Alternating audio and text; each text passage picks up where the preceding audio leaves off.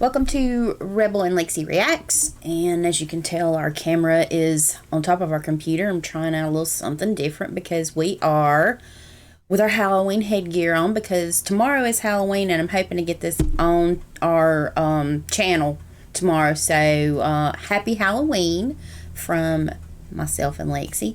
What we're wanting to do is something I've been wanting to do, and we're doing it last minute, but it is Bravo's 100 Scariest Movie Moments. And this is something that Bravo did, and we always liked it. There's several different ones out there that people have done, and this is actually my favorite. We will not be doing all 100 Scariest Movie Moments because obviously we haven't saw all of the 100 Scariest Movie Moment movies, but we have saw a good deal of these. So we're going to cut the ones out that we don't know anything about, and we're going to leave the ones in that we saw or that we have a critique about. So this is pretty much commentary on the 100 Scariest Movie Moments, and it's going to probably get to a screen where it says 50, but it is 100, and when we get done, I'm not sure how many it's going to be, but this is basically Lexi and myself's opinions on those 100 Scariest Movie Moments that Bravo had done. And I don't know if Bravo still does that or not because we don't have Bravo anymore. However, I watch this every year on YouTube, and it is one of our favorites to watch. So sit with us and enjoy the 100 Scariest Movie Moments. 28 Days Later is one of the scariest movies I've ever seen. We'll see what he says. And I think one of the reasons it's so scary is that it seems possible. All the sets, you really felt like the way things would look after an apocalypse. The people he cast in the movie, they didn't look like glamorous, you know, perfectly chiseled. As they should. Yeah, because I mean, you have normal people. Yeah, like normal people. We're not going to have models running around from zombies. In the empty streets. I mean, that is an amazing thing, and I'm still trying to figure out how they did that. The viral contraction was instantaneous. That if someone gets bit in 20 seconds, you have to kill them or they're going to kill you. It's like the... Now, the thing I wanted to say on this one is 28 Days Later was a good movie. And when I first saw the movie, as far as I can remember, before this movie, zombies didn't run that fast. And I think technically these people weren't really zombies. They were more like they had sick and had some illness. Yeah, they had some kind of a terrible virus. And I can't remember what they were referring to in the movie because I hadn't actually watched the movie in a really long time. But I do remember that was the first time you ever seen, quote unquote, zombies Sprinting. like seriously sprinting, booking chili. Track star. Yeah, absolutely, coming at you. And it made you think, you know, like the old zombie movies, you think, oh, yeah, you know, they're sort of kind of slow and meandering along. And as long as you didn't get caught up in a big group of them, that you could just shove them away. These you could not shove away. And I really think they weren't zombies per se. They just had, I can't remember what the sickness was or what they were referred to as having, but yeah, they were scary. This movie was dark. This movie was good, and I really don't think it belongs at number 100, but I am glad that they put it in the list of these movies. It should have been a lot higher. Yes. Angry, half-dead people. It was just such a different idea on zombies running at you. You had the booth. That startled me the first time I saw it. Rabid animal. But then again, I was a kid, so I wasn't used to seeing zombies being fast. You could outrun the zombies. This is the first time anyone got the bright idea to make zombies ass-kickingly fast. Yeah, exactly. That's the best word for it. Let's start working on them then. Yeah, And I do agree that what was scary about this movie is you think it could happen. It could. I mean, really, it could. I mean, because if it's a viral infection, viruses can evolve, and there can be new ones. And who doesn't even think, like, I don't know if anybody else did, but like when COVID came out, and a lot wasn't known about it initially, but you hear that it was sort of kind of spreading from country to country and across the globe. Am I the only person who thinks, oh my gosh, are we going to experience a zombie apocalypse? Obviously we didn't. We experienced toilet paper shortages. But when there's something new that comes out and you hear that all countries are getting it, the first thing that pops into my mind is, yes, are we going to go and live through a zombie apocalypse? So thank goodness we're not there yet. Yet. The fact that 28 Days Later was shot on DV, it definitely gave it a more kind of realistic feel to it, but I think it would have been equally as scary on film. Well, it was definitely more realistic than some other really zombie was. movies. 'Cause it was so realistic. And of course, like he said, you don't have models and they're running from zombies. Yeah. One of my favorites, which we got to put on here soon. Yeah, well, I definitely will. Horror comics from the 50s, and I immediately kindled to what he was talking about. I wanted to do a horror anthology. I wanted to do a movie that would be 3, 4, 5 stories, whatever it was, and I wanted them all to be different. The 5th story, they're creeping up on you. E.G. Marshall stars as Upson Pratt, who's a rich, miserly, agoraphobic, who also has a pathological fear of germs. So, in typical EC Comics fashion. So I'm going to stop it right here because this is one of Lexi's favorites. It is a very different take on a movie. It's all these little stories. Stephen King is my favorite author. I've read not all of his books, but I have read a humongous chunk of them. I would say probably, I would go with maybe 70%, and maybe you'll say, oh, well, you're not a huge Stephen King fan. That is a lot of book reading for me, and once I got pregnant with her and had her, I just didn't have a lot of time to read books anymore. But he is my favorite author, and I love when his books are made into movies. And they do typically change them a little bit. But this is one of her favorites, and we watch horror movies a lot throughout the year. And this is one of the ones that's just like an old go-to for us. I mean, it's nice and cheesy, but it's a good horror movie. It's not one of those that's so predictable. It's something that you kind of don't expect with the with some of the characters, and then some of the monsters in it. You don't really expect it. Now, I wouldn't say, as far as my opinion, the whole they're creeping up on you with the roaches and Epsom Pratt, that was not actually the skit that I liked the best, and I don't think that was the skit you liked the best. I don't really like it because I don't like cockroaches. No, yeah, and when you hear them talk about these cockroaches and going and getting them and bringing them, and how when the lights come on they disappeared. The only reason why I liked it was because he and the cleaning guy of the building were like half arguing, but in a playful manner. Exactly. That was my laugh at that one. But the rest of it, I don't like bugs. Yeah, bugs are, no, I don't like that. I think the one out of this one that should have been used in here was actually the one with, was it Fluffy? That was a good one. It's the one with Fluffy that's in the box under the stairwell in the college. You know, nobody knew it was there. It was really old. And that was actually a good one. Adrienne Barbeau obviously played the lush wife. And that one to me was the best out of all of them. It was hilarious. Not nothing I would ever think would happen, but they chose the Epsom Pratt with the cockroaches, and that just really wasn't my favorite one. But you know, don't like bugs. Yeah, we all have our own opinion. We actually liked the one with Fluffy in the box. So that to us wasn't scary, but was the best story of all the little stories that was in that one. So his apartment is overrun by cockroaches. That was very much an EC comic books kind of thing, to use these various fears as metaphors for very real social problems. His fear of the bugs was a metaphor for his fear of the minorities in the city where this apartment building was. I get where he's coming from. Because rich people do kind of think that way. Thousands of cockroaches. Especially someone like him. He's like, everybody must follow my orders because I'm Upson Pratt. Epsom Pratt! Epsom Pratt! And he just felt everybody should stop what they're doing and do exactly what he wanted. Immediately. And all they had was like rubber bands around their pants legs and, lights on their heads, They would dig a hole in the batch and, turn the lights off. And wait a minute. He's one of the best effects makeup artists I've ever seen. Oh, yes. They'd bring them on the set. They would dump out 5,000 cockroaches within 30 Especially when he's seconds. actually seen actual trauma, and then he puts it into his effects. It's definitely more realistic. Water, but it wasn't water. It was roaches. That's just gross to me. I mean, seriously. Did they find all these roaches and, get rid of them, or did they have to fumigate the place? They must have just sucked him into something. When people see the bugs coming out of his mouth, they just go, oh, that's it. Yeah, that's it. That was pretty gross. That's so gross. But Epson Pratt And I deserved never it. picked one of those roaches up. I couldn't He was do a it. big I old realized rich that I was jerk. crazy about it. And then I realized, well, my buddies are too. Tom and Steve. And Tom everybody was Savini, going, the man. Oh.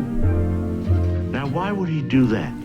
Now, obviously, this one is The Birds. This is Alfred Hitchcock. Alfred Hitchcock is the master.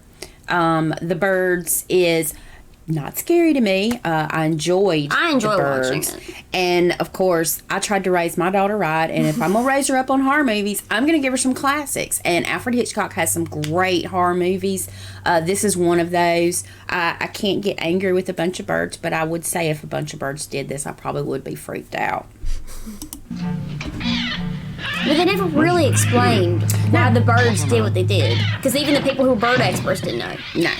They're coming! They're coming! If you have one crow flying at you, it's manageable. Yeah. If you have like 100 crows flying at you, that's there's a terrifying. Swarms of anything, whether they're locusts, grasshoppers, bees, birds, things swarming is very scary. The birds are pecking. And you're not dying. I mean, it'd be better to just die instantly. Right. This It'd be better. happened up in Northern California, and I think that's where Yeah, they realized she was talking about that they had could make happened, a and I movie. think that's where her dad got it from. Fashion. There's no exposition in the film. Why did the birds act this way? We don't ever know. Nope. But he shows it to us. Suddenly the camera moves way up, and we're shooting straight down, and we're looking at Carnage, not really carnage, but some bird's eye big chaos, some big chaos It in was, places. I think, the most technically difficult movie because he had to have real birds, fake birds, mechanical birds. It was the most fun to go on that set. I would actually have fun on that set. That would have been cool. See the trickery of what mechanical birds Hitchcock's used and which real ones he used. They tried with mechanical birds and it didn't work. So that's why they had to use the real birds, and they throw all these birds at poor Tippy. Tippy Hedron. I think that's what it's Tippy Hedron. Something like that.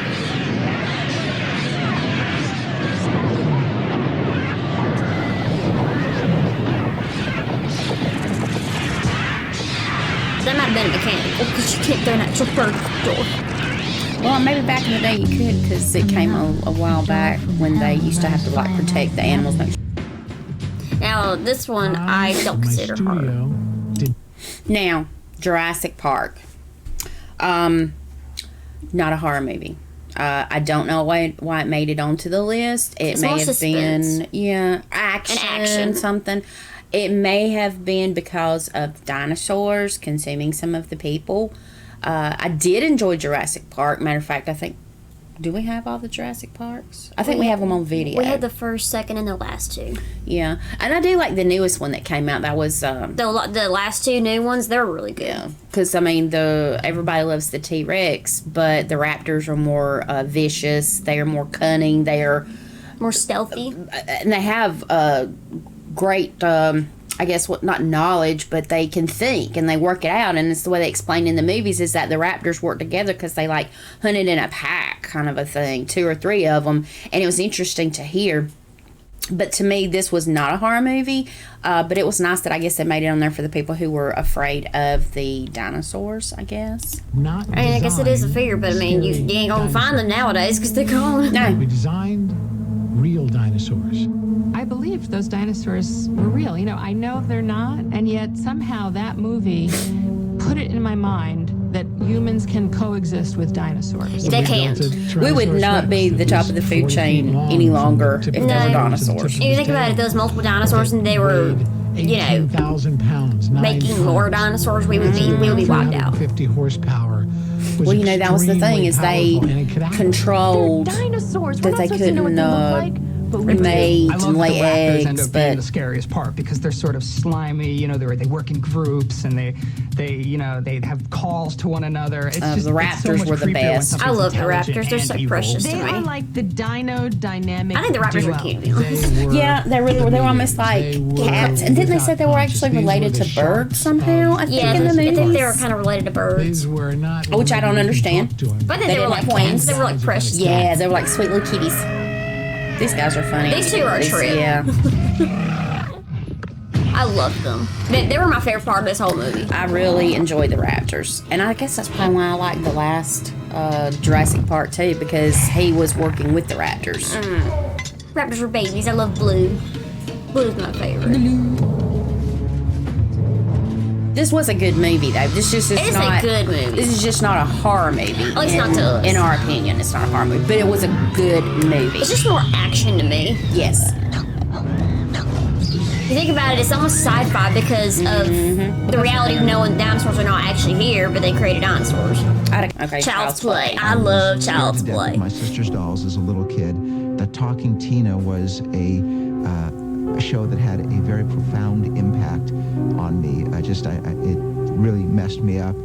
And my sister had all of her dolls in her bedroom with her nightlight underneath it. And it was like a flashlight underneath these faces. And I just said, see if there are any good stories that we could do on dolls. My father.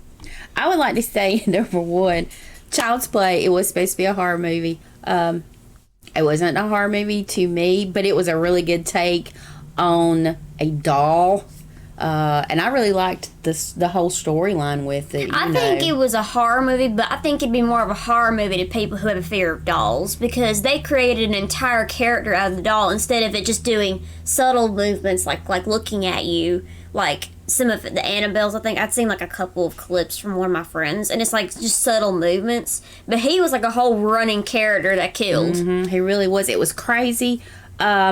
And you sort of really felt bad for the mom, and that's actually the scene that they use in here as one of the scariest movie moments, because it really, she's looking at this doll and she's half believing and half not believing, but then when she finally sees that, hey, what Andy's been saying all this time is true, you can tell it just really blew her mind. She was shocked by it. I really just felt bad for this entire family. Them two just they did not deserve all that. And it's crazy, they have just went on and on and on with these Child's Plays and these Chucky movies. Like I said, if it ain't broke, don't fix it. I like the originals.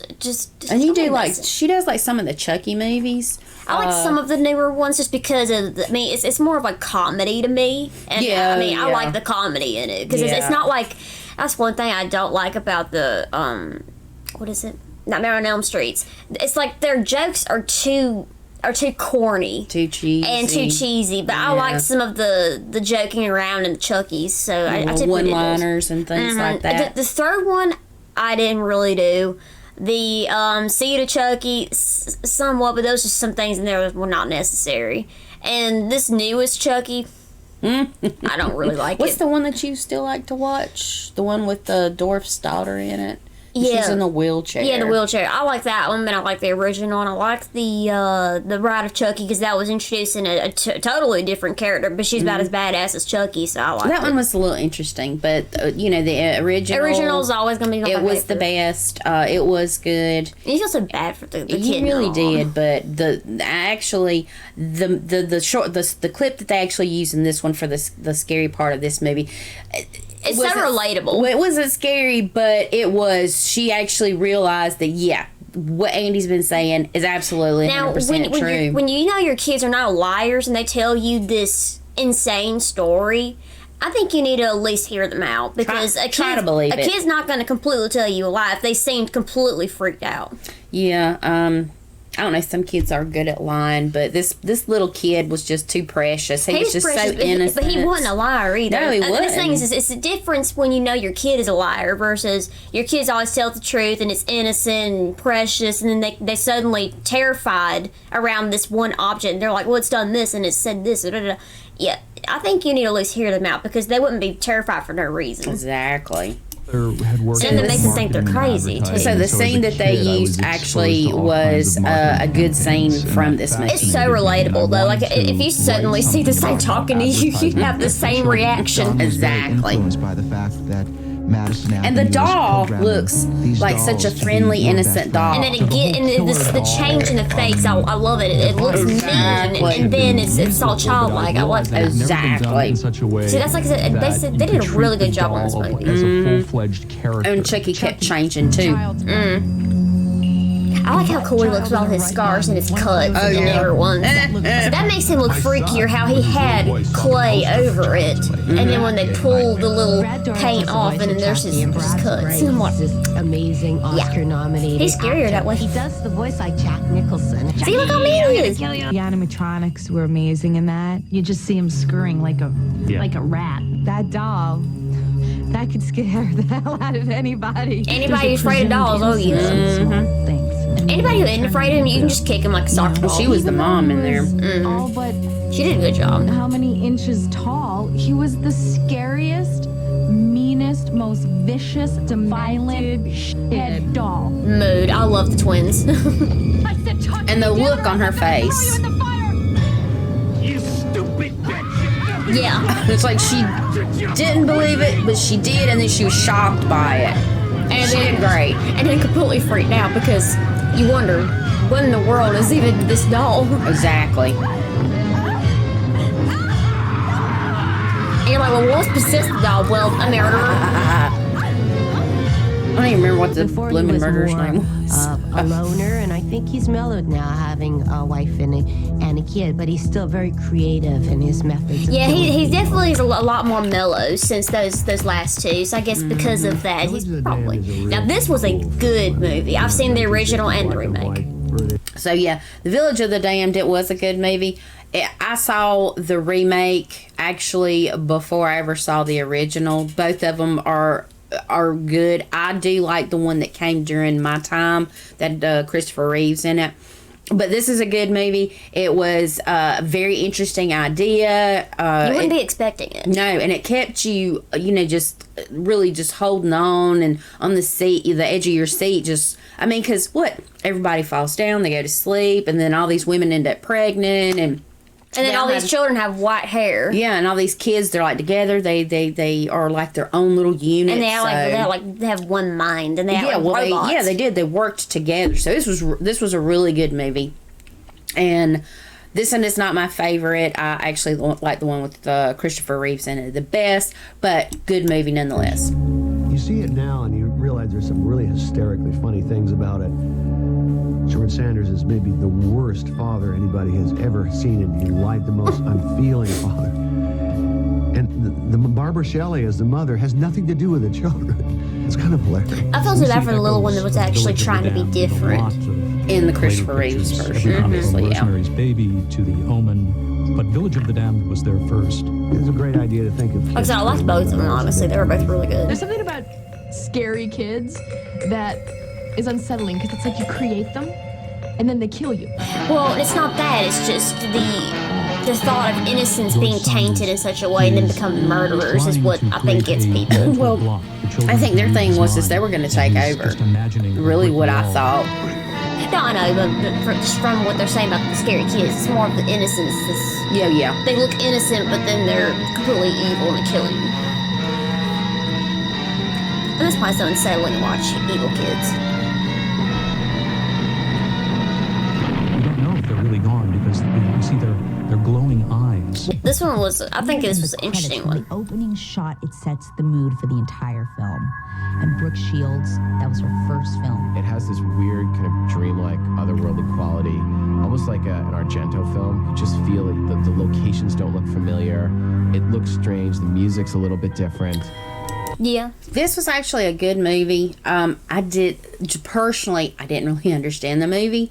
It was good though, and it wasn't a tad bit disturbing. It was disturbing, and it was a good take on a horror movie. It's very different from some of the other ones because you keep thinking horror movies as Michael Myers or Jason Voorhees or Freddy. Yeah. You think of those things that just can't die, but then you actually have human beings in the world that are actually more terrifying than that. Mm-hmm. And there's this little girl that's actually jealous of her own sister and ends up murdering her. I know, which is what makes it so creepy. And puts her in the church. Yeah, I know. That's the disturbing part. It was disturbing. Like I say, I didn't really understand a lot of it. But it was a good movie. And like they're saying, this was Brooke Shields' first movie. But it was actually good. If you get a chance to watch it, definitely check it out if you haven't saw it. It's a very good movie. I loved it. I look like a mean little girl. I'm sorry. She looked evil. A don't look now or an No, I can tell you they have talent if they can make themselves look evil in movies. Yes. And there was all those scenes of running. There are certain people in Alice Sweet Alice that you don't expect to die, and they kill them off. And whenever that happens, you don't feel safe. Think. A young girl in a Catholic uniform, jealous of her beautiful sister. And of course, kids I felt so getting bad for her killed. sister. Again, And when she killed, like, she didn't deserve that just because she was pretty. Mask. That's so frightening because the mask was sister almost was so realistic mean. looking. She was The black awful. mask has like Yeah, blue she was eyeshadow mean. and like red lips. It's almost like a, And she actually, one of our favorite Hollywood, I mean, holiday. Yeah, you The can holiday watch horror. this one on Halloween. You can watch this one on Christmas, which actually we watch this one around Christmas every year. Oh, yeah. Love this movie. The killer in it definitely is not dealing with the full deck. It's mysterious. It's crazy. It is a hair on the scary side. It's very nerve-wracking. It really is. And her dad used to do what the little, well, you don't really know who he was, but he used to at our other house. He used to get behind the doors sometimes, and you would be going into a room or something, and he would sort of kind of do what this guy would do, and you just see like one eye through the crack of the door. He's like, hey, it's Billy. He'd say, it's Billy.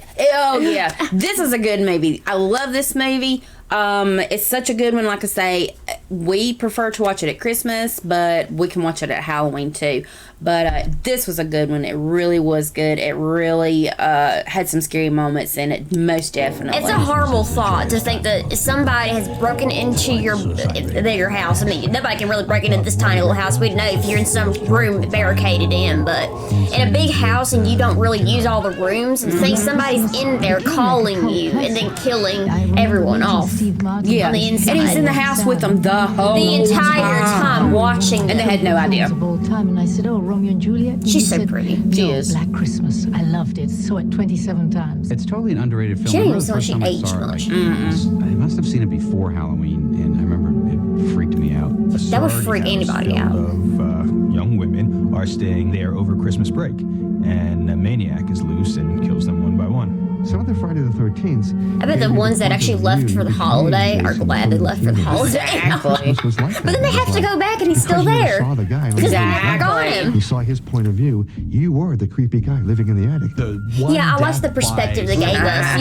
You were the maniac yourself. Exactly. Something in itself. See, we were there as him too. Propped up in a window. I love that at idea. The sorority house and sits there throughout the entire And that's film what was and crazy. remains- Okay, after he killed all these people, they never did find her. She was the first one that disappeared. And where was she? Up in the attic And you think about the whole it. time. And you think about it, when you have the police at your house, that's one thing I don't find realistic about this, is they would have done an entire house search. Yes. To make sure there was no other evidence, there was no Absolutely. other bodies, there's nothing else, there's nobody else in the house. Because what if you killed the one person, but they had like two partners there that was also killing? You'd have to check the perimeter. See, I think they were fixed on the fact that it was the boyfriend that got killed down in the basement. You can't ever be fixed on that thought. Exactly. They should have searched the whole house, and normally they would search the whole house. And they didn't, because otherwise they would have found the house mom probably up in the attic as well as the first girl was too. And she was propped up in the window, just like they said. And you could see her. You could see her from outside. I was just like, oh, it was crazy. It was really crazy. But it's such a good movie. If you haven't saw it, please watch it. Watch it around Christmas. It'll set the mood. Yes, you will not be disappointed. You will love it. Especially if you love horror movies. Then later, when she's there and you can see the plastic is in the mouth, it's again a very ungraphic way of signaling to the audience how horrible it is. You could see her. Find out. See, you can see her. Why he's killing people. And you never know who he is either. You hear him, and you hear the phone ringing at the very end, and you know he's still alive. Make your skin I mean, it's on come too on now. tight. Now, Between Margaret Hamilton people, as the I really witch don't and the get slut. this. Okay, I remember when I was little, okay, and we only had like, 3 or 4 television channels. You had like 7, 4, and 13, and then sometimes you could get this other odd channel, like educational television or something like that. But that's all you had on your console TV. And only once a year would, I don't even know, Channel 7 or Channel 4 or whatever, would show The Wizard of Oz once a year. Just like they do everything else. They only showed each, like Charlie Brown, once a year, you know, the Halloween one, the Christmas one, whatever. So once a year they showed this. And as a small child, I did not miss this. I did not want to miss this. I love this movie. So I don't understand why they actually had this on the 100 Scariest Movie Moments. It's not scary. No, I mean, I showed it to her when she was a small child. I mean, you know, the whole... It was like 2 and 3, and it didn't even bother me. Right, going from black and white, going to color, and all that, and it was, you know, it's magical, and yeah, there were some bad things there. And you had a cute little scarecrow, you had a cute little Tin Man, and a little lion. I mean, it was not really a scary movie. I mean, yeah, the monkeys could have been scary if you're one of these that's overly sensitive, but I mean, yeah, there was the good witch and the bad witch, and there was the Dorothy, she just wants to go back home. It's almost like a Narnia in the way. It's not, I mean, there's death there, but it's not scary. But it's not scary. So when we first saw the 100 Scariest Movie Moments, and they had this on here, I was really blown away. We were questioning. I know. I'm like, Wizard of Oz? Why? Why? So, but yeah, they thought it was one of those movies that had a scary movie moment than any other film ever made. That green witch. This is how much longer you have to be alive. And turn I it did around, get some and I'm nerves. just like, what's gonna happen after that sand runs out? Is she gonna come in and slaughter her? Dude, shut up. Was seriously burned in the sequence where she that was a little far-fetched saying this was a horror movie. And I actually didn't know that the woman who played the witch had got burned and was out for 6 months. That was interesting. That's interesting to know. She was out of commission for 6 months. And when she came back to the production, the first thing they wanted her to do was ride the broomstick that was smoking, spelling out "Surrender, Dorothy." And she refused, and so they got her double to do it, and the entire room exploded. Blew up. You've got this wonderland, this happy world that something is trying to destroy. And so it's sort of a loss of innocence. The monkeys represent being taken away from this innocent playland. Monkeys are filthy little animals to begin with, and if they can get airborne, that's I love monkeys. double, Monkeys if are not triple. precious. There's monkey hands, and they're sweet and smiley. I mean, they're just territorial like every other animal. They're just doing what the witch told them to do, though. And pretty aggressive, and they had those terrible little vests. For this flying monkey sequence. Well, that was them to show that they're part of the army.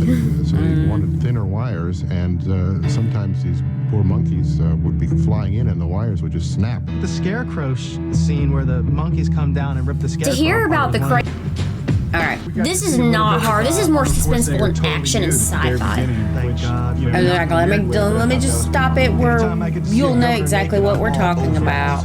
It's before very I stop it. representative also, I think, O.G. Wallace. the time in our country where a lot of technology was taking over. Now, this was not a horror movie to me, and I'm sure that it probably did scare people because some aspects of it would have been actually scary, but it wouldn't have been like horror. This was more like a thriller, an action, Sci-fi.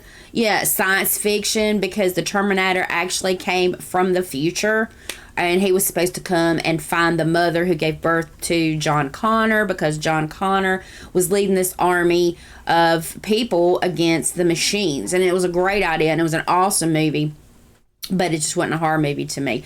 There were certain aspects of it, like I say, that were scary, and in the day and age that we are in right now, it's getting there. The things that happened in this movie could really happen. I mean, just not as far as the Terminator, obviously, but you know, when he goes into the police station and he is completely taken out the police force just to get to Sarah Connor, you know, it was a really good movie. It really was. It was dark. I mean, the way they did it, it was really a dark movie, and it was the better of all the ones that they made, although I did like the second one. The second one's more of my favorite. Yeah, and I think, was it the third one too? The only reason why I really like the second one better than the first one is because I like this Terminator being more of a good guy, and then the other one that played the what was it, 9000 or something? Yeah, he's like a T.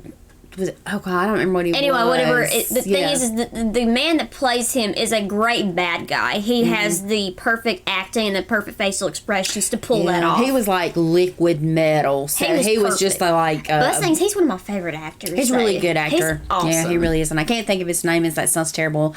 I did not beef. I have terrible memory. The thing is we can have a name, we have a person's face in our minds, but the name will completely slip you until you see it somewhere, and you're like, oh, that's that person's name. Exactly.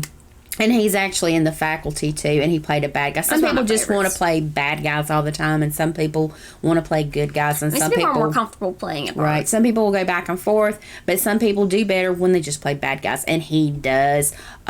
Arnold, of course, can do just about anything as well. I mean, we've seen him in this. We've seen him in other action movies. He's a great action star. Even in a Christmas movie. Right. It's just that that's things. I like it when actors can pull off different types of bad guys. I mean, they're not all the same, big masterminds. I'm gonna take over the world type of thing. I mean, they're just people that's just evil, but they can pull it off so well that I like actors that can pull off different parts, like Arnold Schwarzenegger. Right. Arnold Schwarzenegger is very versatile. He's done comedies. He's done thrillers. He's done actions, because he's really more of an action movie star. But he is very versatile, like Lexi says, with the Christmas movies. And, he was in Kindergarten Cop. So he's very versatile, great actor. And this was... I can sort of kind of understand why it's on here. I don't agree that it's a horror movie, but aspects of it can freak people out. Aspects of it can, because now, this day and age, there are people who do go in places sometimes and just start shooting the place up, and you never know where you're going to be. So that is actually something that we always would keep in the back of our mind when you go out to a public place. But great movie. I think it should have probably been a little bit higher. As far as closer to, not number one, obviously, but it's way on back there, and I don't exactly agree with it being so far back. I don't like I said, 28 Days Later and this one, they were both really good movies. They should have been higher, especially to the ones they put higher up. I don't completely And they do agree have with. and that's the thing is we're cutting out some of the ones we've never seen, and a lot of them are older movies, and I can understand those too. Back in the day, it probably was a really scary idea for a lot of these things, but I think that this belonged a little further up, going towards the number one, and not as far back as they put it. Great movie, though, however. Very great movie. Who will eventually give birth to the boy that will take It's terrible when you have to get up and, let the cat out. This movie felt very realistic. And I think this is something James Cameron does very well. Jim is one of those directors that every dollar goes up on the screen, and what he was doing with Terminator. And you would hate to think that something or someone was after you, and they were going to kill you regardless. With puppetry and animatronics, and what Seriously. we can't do with puppetry and A lot of people nowadays don't even need a machine with to do that. animation. It doesn't become cartoonish. His movies, to me, are very realistic, and that's part of what's so kind of frightening about them. This piece of metal is the Energizer Bunny of evil. He feels no pain, no remorse. He has one thing No to do, fear. and it's to Well, I kill, mean, that's a destroy. robot He can't for be you. stopped. He can't Not be human. reasoned with. It's And like not an animal a either. student loan officer. They just don't give up. When at the end of the movie we believe that we've destroyed the Terminator and we think it's over, and suddenly this chrome-skulled robot from the future. Yeah, and this was right at the end, and this was an awesome scene. Yeah, you think he's dead, but no! His exoskeleton is still coming.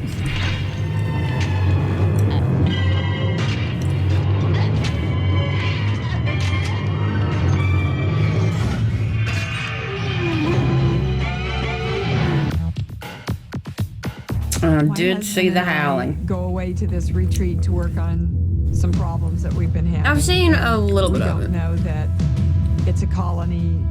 This actually, I saw this years and years and years and years and years ago. I was younger. I was probably a teenager, maybe in my young 20s. I don't remember. I am not a werewolf fan for the most part. I was always more of a vampire fan. I love vampire movies.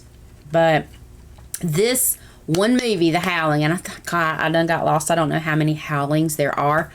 This one was the best, and the scene that they have chosen as one of the 100 scariest movie moments is spot on, because when I saw that, it freaked me out. I really was freaked out by it. I'm very desensitized now, but yeah, they have the right scene for this movie. Howling, the first one, is good.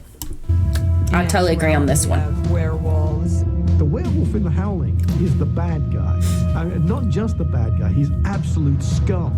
2 theaters, one above the other. So you can sit in one audience and see this reaction. Just some werewolf movies don't live up to their expectations. And it was the scene where Belinda Blasky is looking in the file cabinet. She's hunting through these file cabinets trying to find... I think they focus too much on the transformation versus the actual storyline sometimes. She's at Werewolf Central. Oh my God, yes. Freak me out. This is the part that scared me out of the whole movie. Honestly, it did. Quiz TC. Oh, Christopher. It's Eddie. Yeah. She wasn't supposed to be in that office, by the way. Yeah. That's a good werewolf suit. I think so.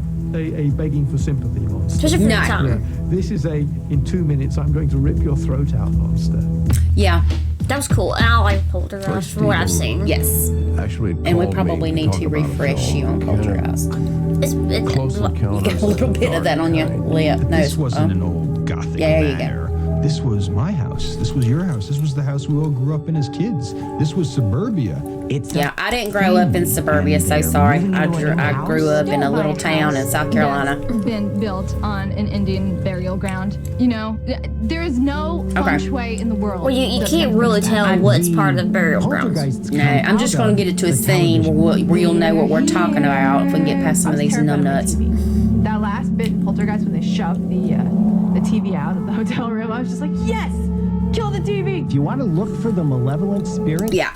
The thing with this, okay, she hasn't saw it in a long time because she as a young child did not really, some things in movies she did not dig. I didn't like supernatural stuff when I was a kid. That was actually really the only thing that terrified me, like The Exorcist, The Poltergeist, Children of the Corn, because the one part that freaked me out in Children of the Corn was the demon under the ground in the cornfield. You got a little bit right here too. Oh yeah, most definitely. That's the only part of the movie that freaked me out, and I did not want to watch it. So I'm going to have to refresh her on Poltergeist. She would like it now. She could totally appreciate it now since we actually have dealt with some supernatural things of our own in the past. And I'm understanding of it, and I'm actually desensitized by it a lot. And yeah, it's more easier to understand. This was a good movie. I don't remember it being an Indian burial ground per se. I do remember that the dad in there worked for a company. As a matter of fact, I think he was a realtor or something. But what they had done, in essence, was they had built these neighborhoods on top of cemeteries, and they would act like they were moving the cemeteries, or they'd say they were moving them, but they were just moving the headstones, and they didn't actually move the bodies, which is why some of this stuff was really going on. I don't remember it being Indian burial ground. It may have been somewhere in there, but I do remember towards the end where the dad is saying you only moved the headstones and you didn't move the bodies. So that's why a lot of this was going on. Excellent movie. Definitely, if you've never seen it, watch it. Again, I am not for 2, 3, 4, 5, and number 100. This one is good. The original is good, and it is very satisfying. It hits all the points that you need to do, and I would just leave it at that. in your household, they come from your television. You're watching it. In Poltergeist, it was some of the subtle stuff that happened. Like Jo Beth Williams, going in the kitchen and she, arranged something. Camera followed her into her daughter, I guess, for breakfast, and she turns and all the chairs are stacked up. Just weird, sort of like, wait, I thought I left that door open. That is so much more frightening than when all of a sudden industrial lights and That's magic typical come in paranormal and stuff. you see the monster. Because we always have things disappear in our house, and it's in a completely different area days later after we don't need it anymore. I want to know where they are at all times. Clowns. Well, the thing with this too is a poltergeist is not really the same thing as a spirit, possessions, entities, demon. Hauntings. They're all sort of kind of different. So a poltergeist is somewhere along the lines of that. It's just something a little bit different. But actually, a poltergeist can happen, and in the movie they'll explain to you about usually poltergeists that affect homes don't last for very long. They don't last that long. But this one. This one totally turned this family's life upside down. The poltergeists really aren't looking for anything like a demon or entity would. That's probably why they don't stick around. Present smile and happiness that's painted on. Here's this innocent, adorable little thing that's there to make you have fun and be happy, and the dances and performance. That was a creepy little clown, though. Who would buy that as a doll? I don't know, but I'd always liked the fact that, number one, he had the Rams helmet, my favorite team, go Rams, and he also had the Darth Vader thing up there that you put all of your Star Wars men in. See, no, that's... that's not a clown I would get. I think that scared everybody. I mean, it's dragging you under the bed. What child is not afraid of what could be under their bed? A clown hand coming out and trying to grab your ankle as you're climbing into bed. Yes! Get your kids, get your shit, get the... No, that wouldn't be. That's all I gotta say. Dracula, one of the best classics. Garbage out. An original. An original. And it was in a back alley in the dark. And I remember going out there with the garbage. He was an excellent actor as Dracula. Bela Lugosi, the master. I just want to let you know that I know you're here, so don't try anything, because I'm going to just put this garbage in the garbage can, and then I'm going back in the house. Such wacko stuff in that. I mean, why are there armadillos in Transylvania? And some of the key scenes happen off stage. And see, I would say, too, as far as horror movies go, a true horror movie fan cannot say that they're a horror movie fan unless they like the old Universal pictures, the Mummy, the classics, the Mummy, Dracula, Frankenstein, the werewolf, and the creature from the Black Lagoon. We have all those. Not the little off ones where, Dracula meets Frankenstein and all that. I mean, I know that some of those... We have the first classics where it's just them in their own movie. Right. We don't do any of those little weird ones, and a lot of times they did use a lot of these same characters, too. I do like to watch them, like, as part of maybe a Saturday afternoon matinee thing or something like that.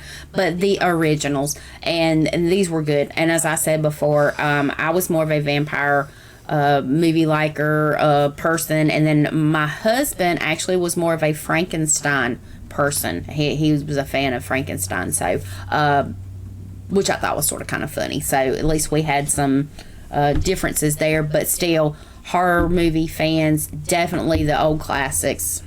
This is Hera, if you see her, y'all. Oh my God, there's a wolf running across the lawn. Oh my God, it's like a huge dog is running across. You see so little in Dracula. It's quite extraordinary. And it's because its roots were in the theater. Dracula began its life as a novel by Bram Stoker. It was then adapted as a play and came to Broadway and enjoyed great success. The Hungarian actor Bela Lugosi. It was a Broadway play, and they changed it for the movies, and it actually improved it. It made it scarier and creepier than it was on Broadway. Lugosi appears, and he's in half shadow at first, and he comes down and he says, I am Dracula. Dracula. Listen to them. Children of the night. Me and Hair Bear, everybody. This is What Hera. music they make. To that staircase and the spider web. Spider webs for days. On the side of the spider web. There's I don't very like subtle spider stuff webs. there. No. What scares you You about want to see Dracula somebody learn how to do as a karate kid very quickly? Yeah, is the walk me idea into a that you're spider web. sleeping. You're sound asleep in your bed, and something can come in and bite you on the neck and turn you into this horrible vampire. No, I'd love to be a vampire. Now a person has to suck blood. That's a scary notion. Here we got number 77, Signs. Again, not a horror movie. It was a good movie. If I'm not mistaken, isn't this a M. Night Shyamalan? And M. Night Shyamalan, he does great movies. He does great movies. Twists. I do not actually remember the twist for this one. This was a good movie. I would more consider this maybe... I don't know, just more of a science fiction. I'd say science fiction. Not even a thriller per se. Science fictions can be a little disturbing, but not like horrifying. But this just, I don't know. I'm not one of these people who is big on alien stuff. Not like, with crop circles and things like that. That's just something that's never really interested me. Does that mean I don't believe in aliens? No, I absolutely do believe in aliens. That's just something that doesn't really interest me, though, especially it's not as really far a fear. as, yeah, especially not anything like this. It's just not anything down my alley. However, this was a good movie. I do not consider this horror, so I understand why it was, what did I say, number 77, I think? It was good, but I'm not into the crop circles. Mel Gibson, yes, awesome actor.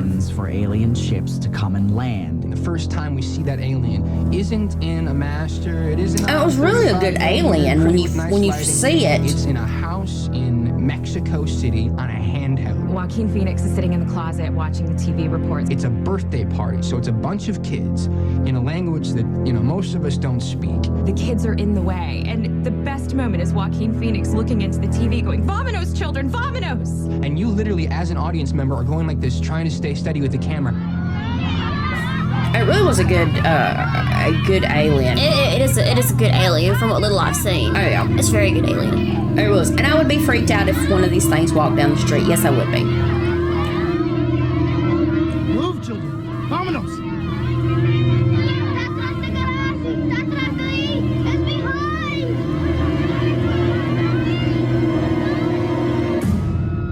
That was a good alien. Yeah, that was crazy. Like his face is perfect. The closet and with his hand over. Of course, I would probably say this day and age, our government would never show us a picture of an alien. They would be acting like it was a big ball-faced lie. Mouth. You just can't believe what he just saw. I remember like the hair going up in my arms, but you didn't see it for like, it was like half a second. The scariest stories ever. Roald Dahl was a very dark writer, very much closer to the original Grimm's. I remember that. There was a creepy tone, and I think a lot of that had to do. Yeah, let me get past this dude.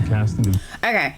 So, when we saw this for the first time, that Willy Wonka made this list, we didn't understand this. This is one of her dad, my husband's favorite movies. I love it too. It's a good movie. It's, I really think, a movie geared more towards children.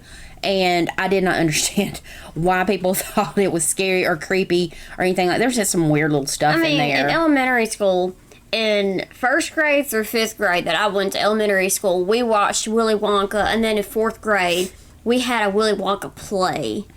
So if it was so scary for these grown-ups, it wasn't scary for us kids at all. In elementary school, exactly. I honestly felt just more bad for the main character. He was poor, and he got one of the golden tickets, and he was going to go to Charlie's Chocolate Factory, which I thought was good, because you really did feel... Didn't you say they're usually the protagonist? Is that what you call it? I didn't even know what that word meant until my daughter started going to school. Okay, I never heard that. Anyways, I thought it was a good movie. It's not a scary movie. It's not a creepy movie. And I know it was redone with Johnny Depp in it. I was not a huge fan of it, although I do love Johnny Depp movies, and I think he is a excellent actor. We're trying to get ourselves fit because we were making room for our cat Sebastian, and he has now moved. There we go. Did I get it? No, you're moving it all over the place. I'm moving it all over the place, guys, and I apologize. There we go.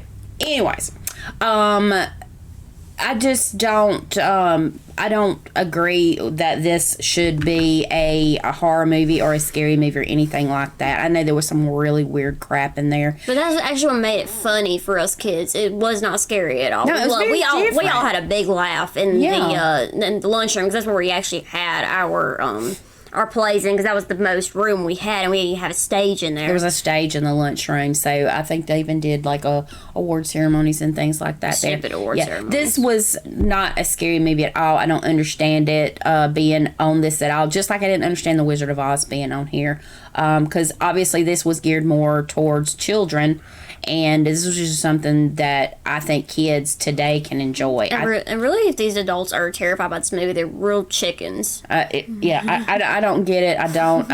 This is probably a movie as an adult that you could probably, if you do these things, drop a hit of acid maybe and watch. But other than that, I 100% don't agree. This movie doesn't belong on this list at all, even though it's a great movie. They could have fit an actual horror movie on this list. Yes. There's plenty that they didn't have on here, okay? That were good. Wonka's was like every child's dream. Having your own chocolate factory. Everything you want as a kid. But it also and who didn't even like like candy and chocolate and the Oompa Willie invites Loompas. all Sorry. the children who won the They contest weren't weird. into the river They boat weren't to go down scary. the They were precious river. to me. They were It's funny. fun. Well, actually, they were weird, but they weren't scary. And all of a sudden, They were funny you're to in a me. psychedelic, bad acid trip. Yeah.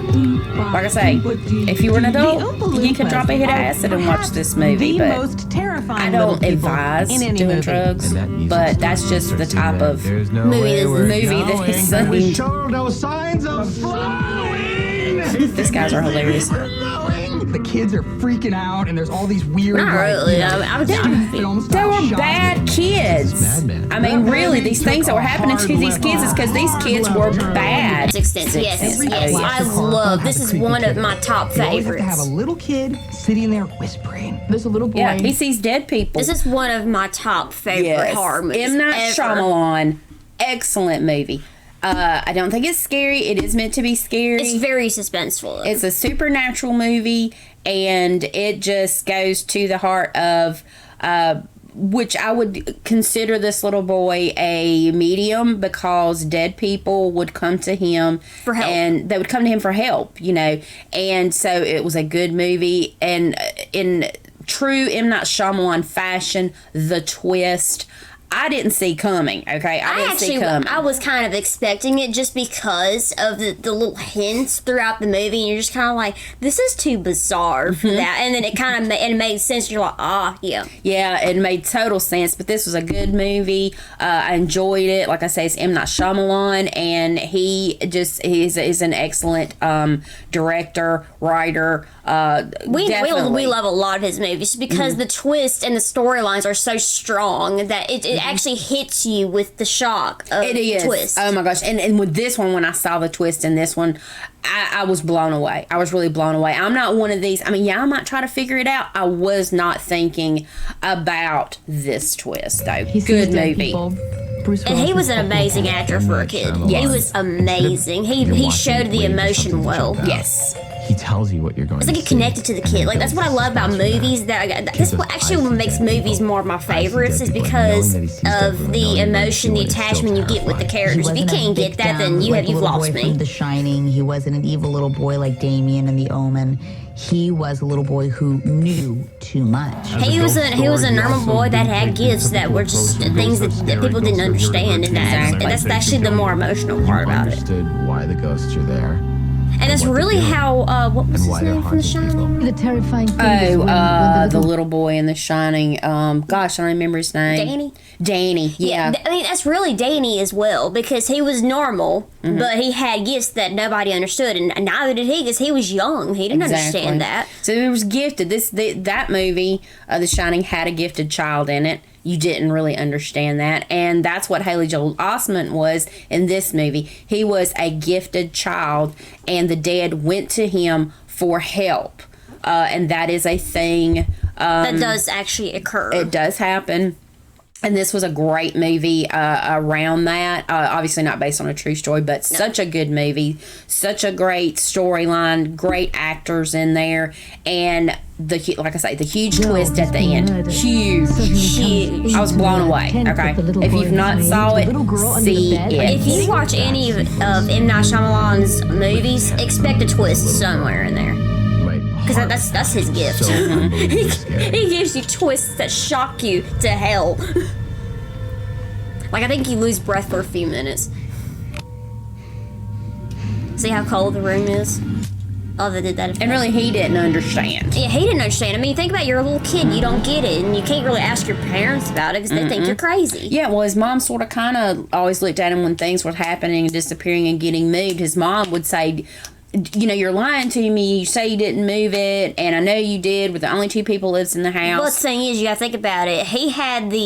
He was a child that didn't lie. Like a little bit ago, I was talking about kids. You know, when your kids are liars. He was not one of those. He was one of those that was more reserved. He was a good kid. He was innocent, pure. She should have understood that he wouldn't be doing that. Especially how sudden things happened. That's not really possible. And he was also looked at by other kids as a freak. Peers as a freak. A freak, because he was different.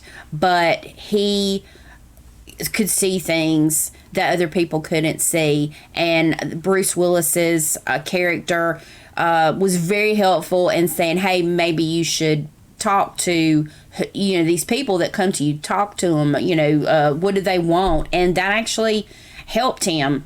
I mean, think about when you're a kid and you see these scary things. The first thing you think of is they want to hurt me, because you don't understand it as a kid, and you can't really ask anybody about it. Right. But if you don't understand the term gifted, then you think about The Conjuring Lorraine. Mm-hmm. That's basically what these kids are. Gifted, exactly. And of course, they're just too young to know about it. I mean, you think about it, when kids don't have anyone to talk to about this, they have to learn this the hard way and the long way, that these people actually just won't help. Exactly. And he actually learned pretty quickly, and it helped him. Yes. And he was actually, and she was the first one that he helped. And it was actually a good reason. Exactly. And I'm glad he actually did help her, because that was horrible. If you haven't saw the movie, see the movie. When I take road trips and you see that guy coming up on you and you're going about 85, which means he's got to be going about 95, and he's creeping up and the headlights are right there, and he pulls up a little close, and you're just like, it's back to Duel, dude. You were right there. This movie here is Duel. It's an old movie. It is a great movie. I don't look at it as a horror movie. I look at this as an absolutely an action movie. It is, I mean, really the idea of this guy is on a business trip. He's not having a very good time. And this truck is basically harassing him on the road. I mean, and the thought of that is sort of terrifying, although the movie was not scary. But you never know who this truck driver is and what is his issue with, I think this is Dennis Weaver in it. It's a good movie. This is actually one I would like to own. I do not own. Anytime I ever want to watch it, I always go to YouTube and watch it. But it is good. It is a classic. I can sort of understand why I would make it on here. But it is a good movie if you've not ever seen that. It's called Duel. And you'll understand the name when you see the movie. It's about a highway chase, basically, of an evil diesel truck where you never really see the driver. How much simpler can a movie get as far as a story goes? Yeah, I think you actually see his boots one time in the movie. I think I have seen it. I think he showed me a good clip of it. I may think he had have. watched it on YouTube There's one time. also Spielberg's first horror movie. And I didn't know it was Spielberg until I think I watched this. We were standing by the road at Devil's Tower, and I said, You think about it, that's a good movie, and they didn't really have to spend much on it. No. And he said, you noticed that? Yo, that's a good price. I make good money off it. I don't have to spend too much on it. He drives 100 miles an hour for like 10 minutes thinking he's left this guy in the dust. Right. Yeah. No, the guy catches up with him. Wow. He thinks he can lose him in the mountains. Well, things he's playing a game with him, I think. I mean, that's the best way to freak someone out. You should play games. And if you think of a duel, yeah, this was almost even like a game of chicken at some points. Stop it, and there'll never be an end. Game of cat and mouse. I'm telling you, and he never did anything. So I don't understand why this guy that was driving this truck had an issue with him. He just wanted to play with him. How far is that trucker gonna go? He may have just had the spur of the moment. This is my next victim. Might as well just have fun. I guess. Great movie. Wolfman. Awesome. My favorite. Classic. Watch this. Matter of fact, I don't know if we've watched it this Halloween season yet, have we? We did once, but we weren't really paying attention. We were talking to Granny. Yeah. Well, this is a great movie. Love this movie. Lon Chaney Jr.'s in it. As everybody would know that our horror movie fans, is his dad was actually the original, the Night at the Opera. What was the name of that darn movie? Mama, I don't know. Never seen it.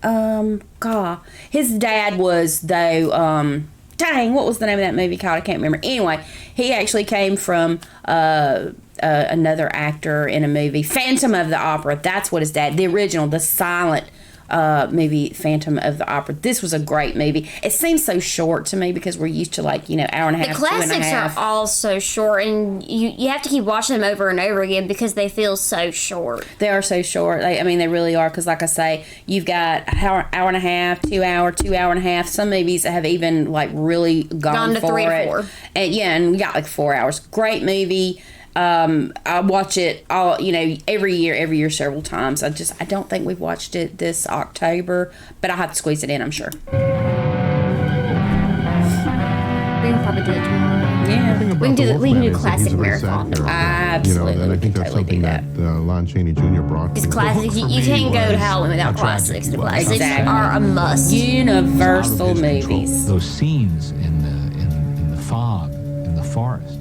Yes. are exceptionally good. The film is Yes. They really, that's the one thing I love about the original movies. They really knew how to set the mood because they didn't have all those effects. Exactly. They knew how to set the mood perfectly with the music, the shadows, the lighting. Is this Bavaria? Is this Switzerland? Is this Italy? Of course, they're more animated than they are now. Oh, yeah. But yet there's a timeless feeling. The transformation scene is still an extraordinary moment. It is. It's really, really good for its time. And you know, of course, they'd never seen this type of thing before in that time, and they were highly terrified. Oh yeah, I just think back in the day. I would love to have lived back in the day where this tore my nerves up and made me have nightmares. Scary about the Wolfman was that it was a man. You know, you still Well, even as saw a kid, that I this wasn't was a really man, affected by and he any of had this. lights Was I and just he born had dead? No, you were just introduced early to horror. No, but some people are introduced to horror and still are afraid of it. I don't get it. Like I said, I must have born dead. I was Cujo. Oh, Cujo. I hate that movie. I'm telling you. Okay, so in keeping with our Halloween here, we have changed our head dressings again because we're wanting to sort of kind of have our costumes on. So we've changed. She's way cuter than I am, but Cujo. Okay, I am not a big liker of movies that have animals in them. Because they always do something horrible to them. They always do something horrible. They always make the animal look like the bad guy. Or even if it's not that way, like with King Kong. You should have just left him alone. Left him out where he was. Didn't bring him to the city. He ended up climbing up the World Trade Center or whatever the other place was. Eiffel Tower. Something. I don't know. It wasn't the Eiffel Tower. It was something else. Anyways.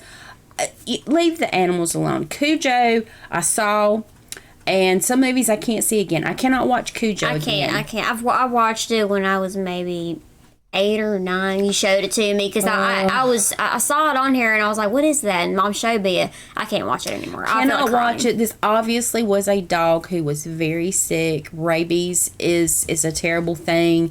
And animals do not recover from that. That's why we always have to get rabies shots for our pets. This, I genuinely felt horrible for this poor dog, even though this dog was the bad guy. The movie also, too, it took place, it looked like it was probably in the freaking July or August heat. It was so smothering to watch, but I did feel bad for Dee Wallace and the little boy that played her son, and I did feel really, really bad for the dog as well. I feel bad this entire movie. Yeah, this was a Stephen King movie, based on a Stephen King book, but I do not do movies with animals in them very well. It's just very heart-wrenching and it's very sad for me. And like I say, the dog was the bad guy, and but he was just a really sick dog. I've seen it a couple of times. I just cannot do animals in movies. I've only seen it once. I can't watch it. Like if we see Cujo on the television next channel, we have to change channels. We can't watch it. Big dogs, scary. Big dogs with rabies, scarier. There's this beautiful animal that's really sick, and this little 4-year-old kid who's helpless. Dog attacks car, locked in car.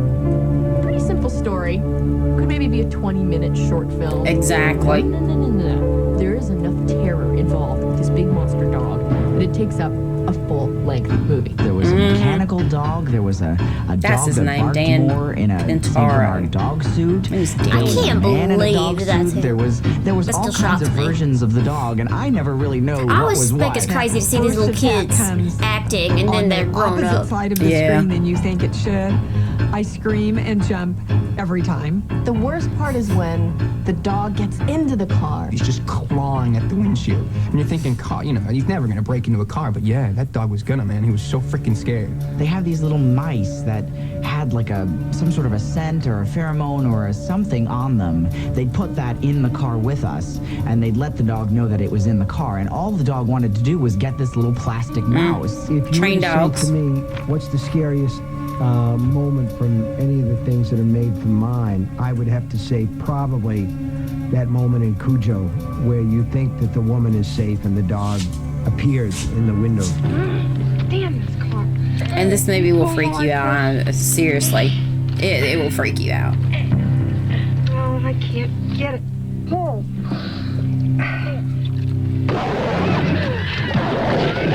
that would be a terrifying ordeal, an experience that I would never want to go through. For the dog or for the animal and myself. Exactly. I feel awful. Your neighbor's dog that you think is cute and cuddly right now, if it gets bit, And that was by, a big, pretty a Saint bat, Bernard. It's which are just you very really common feel in so pretty bad much for all this of dog. America. But I feel There's a bad good for them chance too, you're telling you know. Love this movie. We live in a society. Stephen King. This one just makes me sad. She does. She doesn't like, and her dad is the same way. You can show them a movie, and it can be a good movie, but it can be one of those that pulls on your heartstrings in just such a way that you're like, that was a really good movie. I can't watch it anymore. It's very unique. This is one of those for her. This is another Stephen King. It's not his movie, but it's based on a book of his. It is a very sad story. It is not a horror movie in my opinion. But it is very sad. You know, the main character that's in the movie has a car accident and ends up in a coma for 5 years, and his whole life is changed from that, from losing his job and losing his fiance and almost losing, you know, the use of his legs and stuff. But then he ends up with the power of second sight. Gifts. It's gifts, and it's just a really good movie, you know. And actually you're seeing Sheen here, and I'm blanking on his name, but he is going to be running for president. But then when you see what he has planned for the country and for the world, then your main character, your protagonist in there, realizes he's going to have to take him down. It's just a really, really good movie. Very suspenseful. It is a thriller. To me, it is not a horror movie, but it's an excellent, excellent movie. Also based on another Stephen King novel. Great book. That to some extent lives by the gun. Would assassination ever be justified? It's slightly atypical. I mean, yeah, several of them could be, but it really explores. They usually want to assassinate the ones that are good. They don't ever want to assassinate the bad ones. You always question, why do you want to assassinate the good ones, not the bad ones? Which is, what would happen if you had to give your life in order to change the future? The weight of this melancholy I'm sure anybody would. that Walken carries is so powerful that it's a different kind of horror that we're being faced with here. It's one of his last real starring roles. It's a terrifically sympathetic performance. He gets this like horrible ability to see the future. Like if he touches somebody, he can see what's going to happen to them. So it's another one of those things where you're screaming at the screen, like, believe him, he can really see the future. Christopher Walken's a psychic and he's trying to save the president, and Martin Sheen, just nobody's following and nobody believes him. And then he touches somebody and he gets a flash of what's going on and nobody wants to believe him, and it's like he's a crazy person. The psychokinetic parts of it. That's better than I having gifts. You're looked at as freak. But what makes it work is how powerful Walken's character is. Yeah, Christopher Walken does great in this movie. He does a great Has to job. be, I mean, that's totally Cronenberg. He conveys his character When the guilty assistant sheriff puts the scissors and opens his mouth and commits That's the suicide by stupidest scissors. thing ever. I don't think that would actually kill you. I think it would hurt you badly. You'd bleed to death. You know, he's going to that way, slowly, but surely. his face too. Only Cronenberg Come can to your head. imagine That's so much quicker. such a ritualistic, almost Japanese-like suicide, but with scissors. and it's what you don't see that makes it the most hurtful. Yeah, that's so stupid, but you do you. That ain't me. And if you've never saw this movie, I absolutely have. This is one of the ones that I own, and it is a good movie. It really is a good movie. Make sure you take the time to see it if you have not. Why? Why? I just thought this was a really weird part. I mean, come on, why you're a police officer? Why don't you just use your revolver? The thing, as we said when we were doing the Halloween, John Carpenter movie, excellent, very, very excellent movies. The storyline was good, the graphics were good, the makeups were good, the effects were just so insane for that time period that I don't think anybody was really expecting it. And then when they get to later years, they're like, this is so underrated. Yeah, because it really it is. was just so it was crazy. ahead of its time, really, if you think about it. It was so gross, but it was so futuristic and it was crazy, and it actually messed with your mind. Mm-hmm. Because with the first thing, because there was an original thing, but you never really saw what the it was. thing. But this one was like a mind game. You didn't know who was actually the thing, and you're like, okay, so is it the main character, because he's showing signs of being odd. But you also have these other characters, but then you also have a doctor that's experiencing that this thing can morph into another human being identical and could take over the body, and it'd be this thing, and it could even go to somebody else, and you don't know who's actually the thing and who's planning on killing who. So they don't trust each other. They don't trust each other, and they're isolated too. Exactly, they're very isolated. The acting in it was phenomenal. Absolutely top notch. Kurt Russell always does a good job. Kurt Russell. This is definitely a movie I think I've seen the original before. This would beat it, and they definitely were ahead of their time with a lot of the movie, a lot of the special effects you keep every monster and the makeup. But really, the thing that scared me in this movie, it wasn't really the thing that scared me. It was the isolation, being in the where were they at? They were in one of the poles, I think. Yeah, they were in one of the poles, isolated completely. Antarctica or something. Yeah, you're isolated, and they haven't been able to reach any radio stations in weeks. Well, it's not the radio stations are trying to get a hold of somebody using their radios and stuff. Yeah. So, however, yeah, the isolation makes it that much worse. And you think about it, you haven't been able to get anybody contacted, so you can't really look for help. So being stupid, I said, let's try that. And then your own group you can't even trust. A microscopic organism. And if they almost acted like they didn't know if they were the thing either. Like, how do I know I'm not the thing? So right. Is creating this unbelievable sense of paranoia. We don't know who's the thing and who isn't. Exactly. And it was also a chance to just let loose with special effects. Oh, something yeah. I had not done before. There's one scene that's my particular favorite. That's the gross scene to me. Because his head turns into a spider. I don't like that. That whole thing peeks around the corner. And yeah, it was crazy. Took it to yeah, such a level, I thought, this is so how cool is this? It's so great. It's so nuts. Kurt Russell has this way of actually figuring out if you're the alien or not. The blood test scene when they're all strapped in. Hey, there's nothing better than that. And the way Carpenter shoots it is so smart because, Carpenter is like Howard Hawks. He's extremely sparse with his camera. He's amazing. Almost a mathematical type of montage where you're feeling rhythmically secure, and then bam! Mm-hmm. This is pure nonsense. It seems really mellow, and then it gets to the good part. I thought you'd feel that way, Gary. You were the only one that could have got to that blood. We'll do you last. That jump. Love it. That would freak anybody out. You're right next to that thing. Literally, the thing. Exactly. Yeah. I think it was just gross more than anything to me. I would say it's one of the top 10 scares of my life. I never understood why it was not successful. In Mexico, it was. That's what I'm saying. I saw it in a packed theater, and it was full of happy Mexicans seeing tentacles and viscera and liquids, and all of us were like screaming in a soccer match.